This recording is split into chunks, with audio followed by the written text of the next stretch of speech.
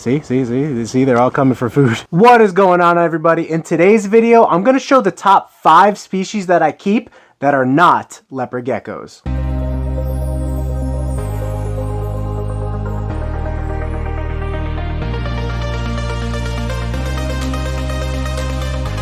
Selling in the billions each year, Rainbow Mealworms is your one-stop shop for all your insect needs. Their quality feeders and A+ customer service keep me coming back to support the health and growth of all of our animals. Visit them today at rainbowmealworms.net to place your order. Okay, now this in my hands right here is known as the Western Banded Gecko. You can find them in a large range across the western United States here, and they are a cousin of the Middle Eastern leopard gecko. So I said no leopard geckos in this film, but I didn't say no geckos at all. The cool thing about these geckos, they are in the family of eyelid geckos, meaning that they can blink their eyes, and that's totally necessary for them out here in the Arizona desert and the western United States because it gets very, very dusty. They have a really cool kind of mosaic reticulated pattern in a way, and they're typically not this calm, but this is one that I've had in captivity for a few years now. It might have even been one of our captive born ones. And so with time, they can calm down just like leopard geckos, but they're just really, really small. Now, if you missed our last video, top 5 oddest leopard gecko morphs, we actually featured these guys in that because they don't have the same type of scalature as leopard geckos. So they're not bumpy at all. They're very, very smooth. I don't know if that's actually scaleless or just a softer type of scale, but they're really, really pretty animals. Okay, guys, now this is actually one of my favorite species to keep for a couple of different reasons, but this is the common ball python. Now, this particular ball python is not so common. It's actually a super pastel puzzle female that's breeding for us right now. The puzzle project is a newer gene to gain popularity over the last couple years, and it gives the animal a very cryptic puzzle-like piece look to it. As you see, this almost looks like a zipper going up and down the snake's spine. And to me, it even has a very like clownish kind of look to it. Not clown like the ball python clown, but clown like the human clown, because the patterns are very wonky. It's very extravagant, very like lavish, similar to how clowns dress themselves in public, etc. But the reason I put ball pythons at number 4 is because it's hard to go wrong with a ball python as a first pet if the kid or the person really wants a snake instead of a lizard, because they're very calm. They typically don't bite. Once they're on food, they will typically eat and eat and eat. But that is one of the downfalls of this species, is that they can be a little bit picky getting onto food when they're younger, but usually by the time they're this age, they'll be good to go. And the other reason you can't go wrong with them is because if you do get into the breeding side of things, they absolutely have the most amount of genetic combinations and mutations that any reptile has in the hobby that we work with right now. Here's one of the babies we produced this year. This is actually a red stripe, 100% het puzzle. There also was yellow belly in this pairing. Here's a super pastel, 100% het puzzle, very wonky pattern, which is brought in by the super pastel and also influenced by the het puzzle. And we'll be selling all of our pastel and super pastel babies this year, so as soon as this one has 3 meals in, it'll be ready to go. And again, for us, what we do here is ambient temperature. So this is earlier in the day where it's 84 degrees. The ambient temperature might bump up to about 86 to 87 degrees at the hottest time of day, and then it might drop to 82 at night, or when the air conditioning unit is running at night, for the lowest time of day. In the wild, they basically live with ambient temperatures in holes, etc., and we have found good success with that in captivity as well. Okay, guys, now this is probably one of my secretively favorite species to keep. The overarching name of this species is Hydrosaurus. How cool is that? It's definitely very dinosaur-like. You can see it has a very thick fin on its dorsal tail back here, and that's used for swimming. They're mainly from Indonesia, other Asian countries such as the Philippines, and there's about 6 or 7 different localities and species of these guys, and they are currently being reclassified. So this one would have been Hydrosaurus Hydrosaurus weberi, but now I think it's reclassified as a different species of Hydrosaurus. The species of Sailfin Dragon from the Philippines is often the most sought after in the hobby because of its bright purples and royal blue iridescent reflections that happen in its scales. Now, if we had better lighting, you would be able to see that this guy has pretty nice blues and greens on him as well, but he's one of the smaller subspecies, and they do take a long time to grow up, anywhere between 5 to 6 years before they start to hit sexual maturity and they're old enough to breed, but they are just a wicked cool species.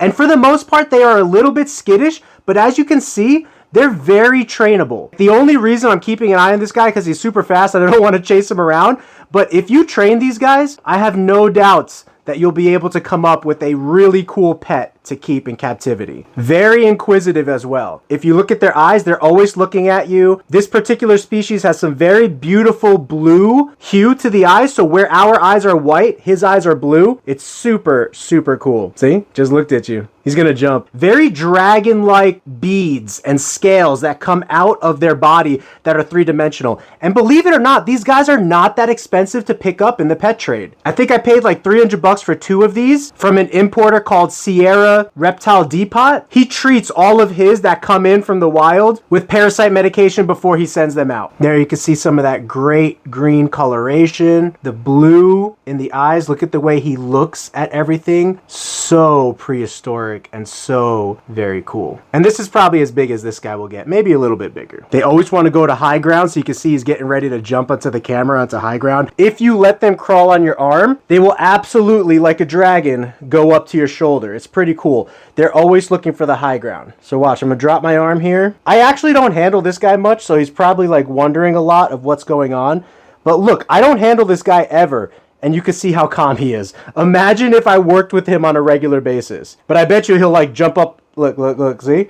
They go right up to your shoulder, because in the wild, they would be found 100 feet in the trees even. Now he's gonna eat my eyeball, look at that. Such a cool species. Okay, at number 2, this is one of my other favorite species to keep, is the Dumeril's boa. I would absolutely recommend a Dumeril's boa to anybody. Their durability surpasses almost any other boa or snake in the hobby. They have a really cool cryptic and mysterious-like pattern. And if you couldn't tell, they're just the sweetest little things. Adorable. I would even call this 7-foot snake. We take them to birthday parties, school events, reptile shows. The Dumeril's boa is the perfect size big snake that does not get too big, and small snake that does not get too small. Very inquisitive, very kind and tame, if I could even use that word, and so, so cool. They have these like dragon markings on the top of its head right there. I even made a video a long time ago calling them dragon boas. I had a male and female pair, and since they are boas, they do lay live births, so we did have a clutch a year or so ago, but as of right now, since I don't have the space, I don't want to be focused on breeding boas, because breeding boas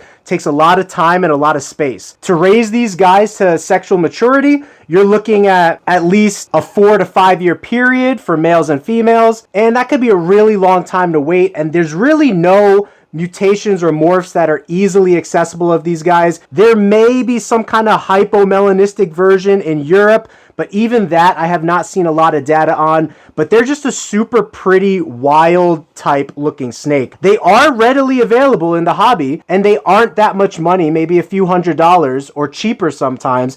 And so if you're looking for a great pet snake that will keep you company while watching TV or something like that, the Dumeril's boa would be my number 1 recommendation. All right, guys, and number 1 on my top 5 species that I keep that are not leopard geckos is the Tegu Lizard. A very unique species of lizard. These guys were recently discovered during brumation to be able to raise their body temperature by up to 10 degrees. That is huge, because prior to this, we did not think any reptile had the ability to use blood circulation and digestion to raise their body temperature, which is basically what humans do. Through digestion, that raises our body temperature, and we internally heat ourselves through our heart pumping blood to our extremities. Our arms, our legs, our feet, our toes, our fingers. Reptiles were thought to not be able to do that, but this species has been discovered to be able to do that. Similar to the Komodo dragon actually having poison glands, it's very interesting all the new things that we're learning about reptiles in this day and age. This is a high white red tegu. Its characteristic colors are going to be some reddish hue while it's younger, and even like some emerald blues. And the black and white tegus, they're actually the ones that have greenish heads when they're younger. But the red tegus do not. They have a little bit of red, a little bit of blue to them, some spotting, and this is a black and white in my other hand, the one that has the green coloration and hue to them.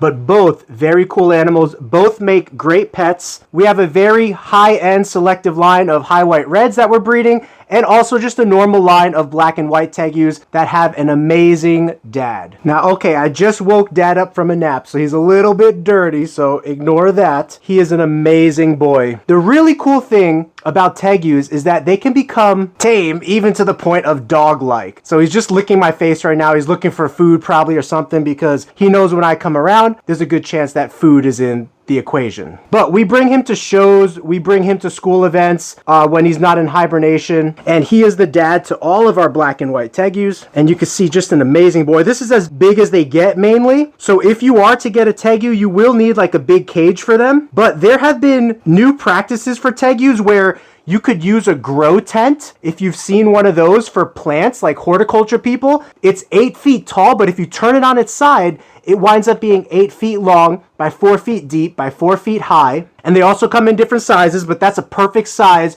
for an adult tegu. And you could hang lighting in there, UVB lighting, heat lighting, UVA lighting, everything you need for the tegu to have a happy and healthy life. And if they're raised indoors, they're oftentimes even more tame than raised outdoors. Now, this by far is my tamest adult tegu. I couldn't necessarily do this with any of the other ones, but all the ones that I have outside are raised outside, and I never handle them. I mainly just use them for show and for breeding purposes. But this guy, I actually use for education and handling purposes because of how awesomely tame this guy is. It's like owning a dinosaur. Remember that movie from like the 70s or something where they had like a time travel machine or something and they had baby dinosaurs come into like their house? That's what this guy reminds me of. Just super, super cool. This is one of our juvenile grow-ups, and you can see some of the red tegu holdbacks that we had that are growing up here. If I were to open this door, they would all lunge at me because they think I'm coming in with food. But you can see the opening of their den there, like a 1.5 foot, 2 foot den, protect them from heat and cold. And see, they're all coming for food. So food driven, this species. Amazing, amazing animals though. Same thing, I came out here to get the black and white, and Big Boy Red came out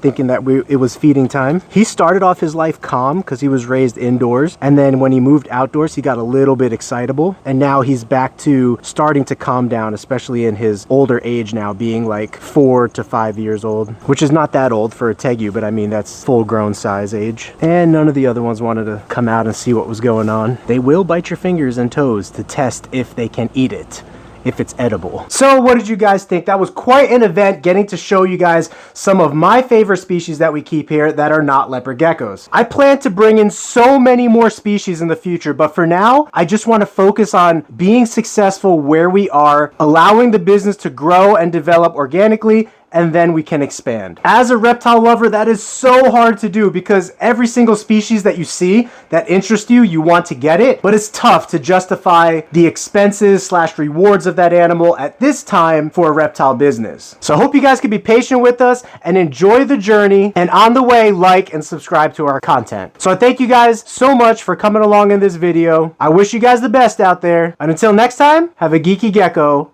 great day. Peace!